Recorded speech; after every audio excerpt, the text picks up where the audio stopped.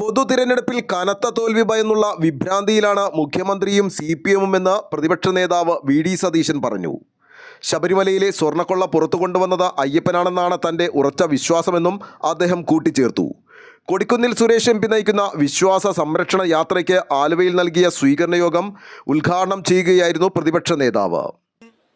അവരുടെ മനസ്സിൽ മുഴുവൻ ഞെട്ടലുണ്ടാക്കിയ ഒരു വിഷയമാണ് ഈ ശബരിമല അയ്യപ്പ ക്ഷേത്രവുമായി ബന്ധപ്പെട്ടുണ്ടായ ഈ വിഷയം. ഇതെല്ലാം ഭരണകൂടവും ദേവസ്വം ബോർഡുമെല്ലാം ഇത് മൂടിവെക്കാൻ ശ്രമിക്കുകയായിരുന്നു. അവർക്ക് അറിയാമായിരുന്നു. അപ്പം ഞാൻ അന്നൊരു സംശയം പറഞ്ഞു, എൻ്റെ ഊഹത്തിൽ നിന്നാണ് ഒരു സംശയം പറഞ്ഞത്. ഒറിജിനൽ കൊണ്ടുപോയി കാണില്ല, ഒറിജിനലിന് പകരം ചെമ്പിൻ്റെ പാളി വ്യാജമായി മോൾഡ് ഉണ്ടാക്കി അത് കൊണ്ടുപോകാൻ വേണ്ടിയിട്ടാണ് ഇത്രയും താമസം എടുക്കാൻ കാരണം. കോടതിക്ക് എവിടെ നിന്നാണ് ഇതിൻ്റെ വിവരം കിട്ടുന്നത്? അവിടെയുള്ള മഹസറുകളിൽ നിന്നാണ്. 2019 2020 2021 ഇത് തിരിച്ചു കൊണ്ടുവന്നപ്പോഴും ഒക്കെയുള്ള മഹസറുകൾ പരിശോധിച്ചിട്ടാണ്. എന്നിട്ട് കോടതി ഒരു കാര്യം പറഞ്ഞു, ഈ വിവരം ദേവസ്വം ബോർഡിന് അറിയാമായിരുന്നു. ഇപ്പം ഇവരെല്ലാവരും പറയുന്നുണ്ടല്ലോ, ഉണ്ണികൃഷ്ണൻ പോറ്റിയാണ് ഇത് മുഴുവൻ ചെയ്തത്.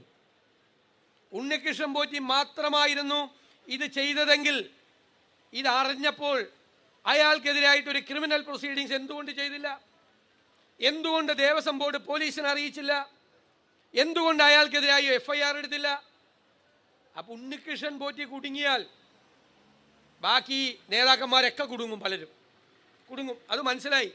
എന്നിട്ട് അയാളെ സഹായിക്കാൻ, നാളെ അയാൾ പിടിയിലായാൽ അയാളെ രക്ഷപ്പെടുത്താൻ ഒരു സാധനം കൂടി എഴുതി കൊടുപ്പിച്ചു ഉദ്യോഗസ്ഥന്മാരെ കൊണ്ട്. എന്താ? അങ്ങോട്ട് കൊണ്ടുപോയത് ചെമ്പുപാളിയാണ്, സ്വർണ്ണം ഇല്ല അതിൻ്റെ അകത്ത്.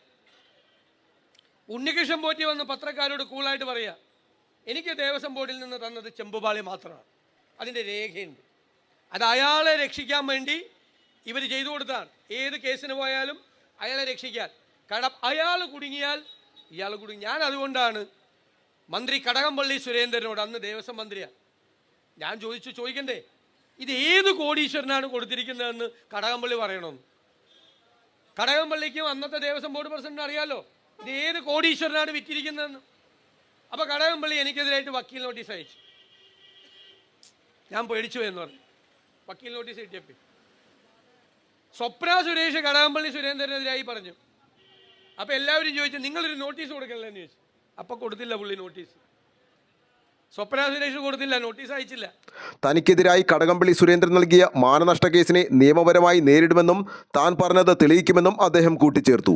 പ്രത്യേക അന്വേഷണ സംഘത്തിലൂടെ ഏതാനും ഉദ്യോഗസ്ഥരെ പ്രതിയാക്കി തിമിംഗലങ്ങളെ രക്ഷിക്കാനാണ് സർക്കാർ ശ്രമമെന്ന് യാത്രാനായകൻ കൊടിക്കുന്നിൽ സുരേഷ് MP പറഞ്ഞു. അൻവർ സാദത്ത് MLA അധ്യക്ഷത വഹിച്ചു. യാത്രാ vice captain TN Prathapan, Hibi Eden MP, Roji M John MLA, DCC president Muhammad Shiyas എന്നിവർ സംസാരിച്ചു.